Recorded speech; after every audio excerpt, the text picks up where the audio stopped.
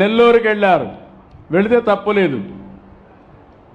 ఒక గౌరవప్రదమైనటువంటి ప్రశాంత్ రెడ్డి, ప్రభాకర్ రెడ్డి గారి సతీమణి, ఎమ్మెల్యే, ఆవిడ క్యారెక్టర్ను గురించి ఇష్టానుసారంగా నోరు బారేసుకున్న వ్యక్తిని మందలించాల్సింది పోయి నేరుగా అక్కడికి వెళ్ళి ఆయన ఇంకా రెచ్చగొట్టు, నువ్వు తిట్టు, ఆడవాళ్లపైన ఆంబోతుగా మాట్లాడు, నేనున్నానని చెప్పే ధైర్యం వచ్చిందంటే ఈ ఆడబిడ్డలను అడుగుతున్నా, ఇలాంటి దుర్మార్గులు రాజకీయాల్లో ఉండాలనా అని మిమ్మల్ని అడుగుతున్నా. ఆడబిడ్డలందరినీ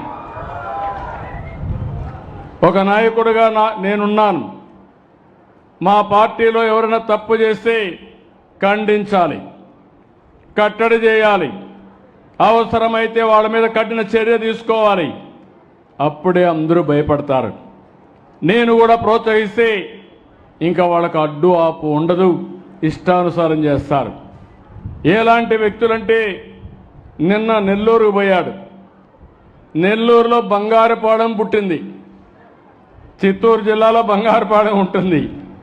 బంగారుపాలెం పోయినప్పుడు వచ్చిన జనాభా టీవీలో వేసిన ఇది తీసుకొని నిన్న టీవీలో ఆ స్క్రోలింగ్ పెట్టి నిన్న మనుషులు వచ్చినట్టు నిన్న వేసే పరిస్థితికి వచ్చారంటే మీరు గుర్తుపెట్టుకోవాల్సింది, ఆ సాక్షి పేపర్లో ఏది వచ్చినా దాన్ని మీరు నమ్మితే గోదావరి పట్టుకొని ఇది కుక్కతోక పట్టుకొని గోదావరి ఇది నిట్టే అవుతుంది. జాగ్రత్తగా ఉండండి. మభ్య పెడతారు, మోసం చేస్తారు, మిమ్మల్ని ముంచేసే పరిస్థితికి వస్తారు. నేను అందుకనే ఇప్పుడు చెప్తున్నా, ఏమీ బాధ లేదు. తోక తిప్పితే తోక కట్ చేస్తా. మంచిగా తిరిగితే నాకేం బాధ లేదు. మీరు పోయి చెప్పండి, నన్ను తిట్టండి, తిడితే ప్రజలకే నేను చెప్తా. ప్రజలే అర్థం చేసుకుంటారు ఎవరేం చేశారో. అట్లా కాకుండా మభ్యపెట్టి మోసం చేసి ప్రజలకు అసౌకర్యం కలిగించాలంటే సాక్ష్యాధారాలతో పెట్టుకుని, ఇప్పుడు అంతా టీవీలు వచ్చేసాయి, సీసీటీవీ కెమెరాలు పెట్టేసా, ఎవడైనా ఎక్కడైనా తోక తిప్పితే డ్రోన్ కూడా పైన తిరుగుతూ ఉంటుంది. తోక తిప్పినోడికి పోలీసు కూడా పోయే పని లేదు, నేరుగా కేసు పెట్టే పరిస్థితి వస్తుంది.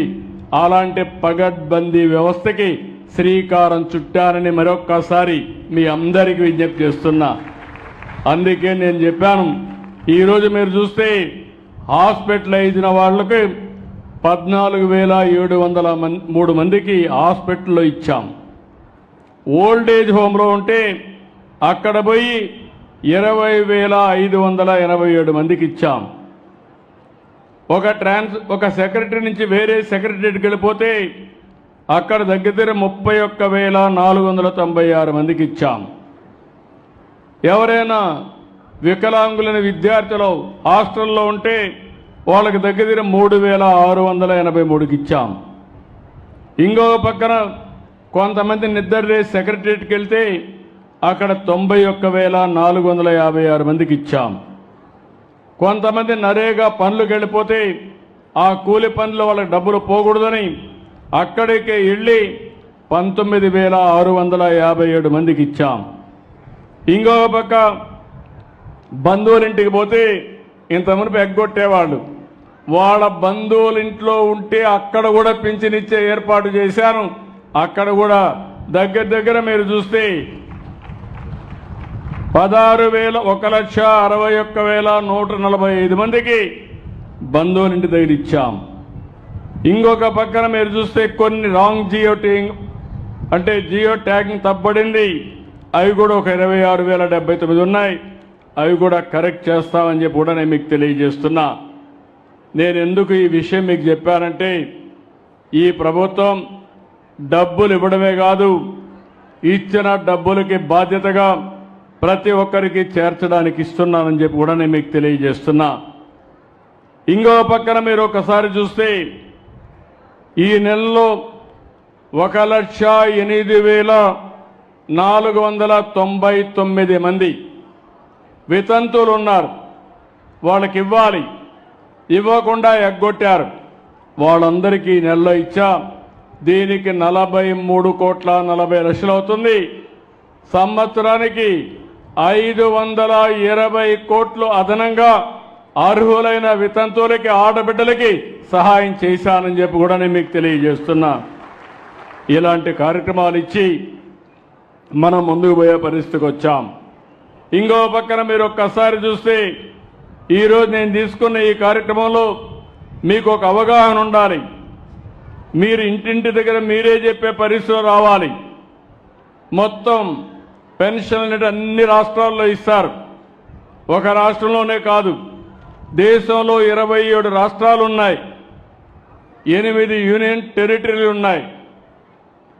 ఈరోజు నేను చెప్పినట్టు ఆంధ్రప్రదేశ్లో 32,143 కోట్ల రూపాయలు సంవత్సరానికి పింఛనిచ్చే ఏకైక రాష్ట్రం భారతదేశంలో ఆంధ్రప్రదేశ్ రాష్ట్రం.